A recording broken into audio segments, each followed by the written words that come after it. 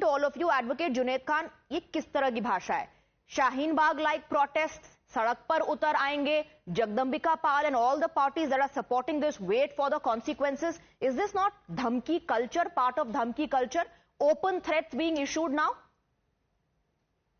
No, as per the press release of the Personal Law Board, they have nowhere said that they will protest like a Shaheen Bagh, but they are proposing a peaceful protest at Jantar Mantar, which we saw today. A peaceful protest was done. In the 2 pages press release of 11 March 2025, Muslim Personal Law Board has mentioned therein a farm protest, but there is no mention of Shaheen Bagh. A media person has asked him, will the protest will be as it was done in Shaheen Bagh?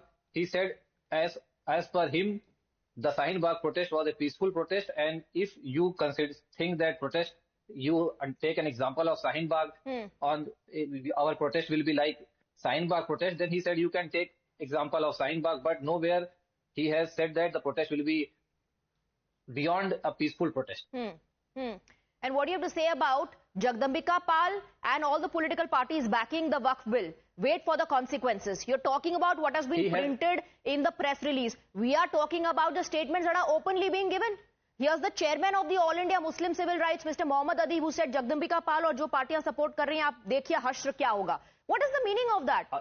How can you call this peaceful, this open provocation? In the next line of that bite only, he has clarified that he will use all the democratic steps which are available under the constitution. Nowhere he has said that he will not follow the constitution or you choose a path beside a democratic way. Yes, he perhaps realized that there could be backlash for the kind of statements that are being issued. How can you call this peaceful when such open threats are being issued is my question. Advocate Junaid, और आप तो advocate, you understand law and order better than anyone. Today's protest is a peaceful protest as per I have seen the entire whole day, the proceedings. Nowhere there was use of any violence. Nowhere it was unpeaceful. I can say it was most peaceful protest. And every protest... Shalini Ali does not agree with you. Shalini Ali, Mr. Owaisi has said, Musalman Modi को या इस सरकार को माफ नहीं करेगा. Advocate Junaid, backing the protest, of course, is saying there's everything about the protest is peaceful. Yes, these are perhaps some statements made, but then they spoke about constitutionally protesting and using democratic means as well.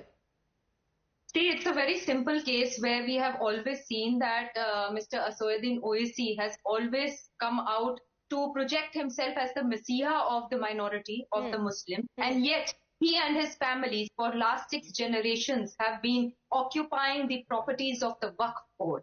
One question across to Mr. Advocate Junaid. You don't want the Muslims to gain orphanages. You don't want the Muslim widows to get pensions. You don't want the Muslims to come out and study and have educational institutions. You don't want to learn from the Vaishno Devi Trust where they are giving in lands of charity for educational institutions. You just want to point a finger at the government of what they are wanting to bring about the amendment for. You don't want to ask the community what they are doing with the zakat amount and the fitra amount. You're more considered, or your considerations are more towards the property of the Waqf board, which has not been utilized for the upliftment. Right, you are saying not utilized. You are saying, Shalini, not utilized. But the political parties that are against the Waqf bill are saying that this bill is being brought to snatch your land. This is against the minority community. You yourself are from the minority community. Is this to suppress the Muslims and snatch their rights?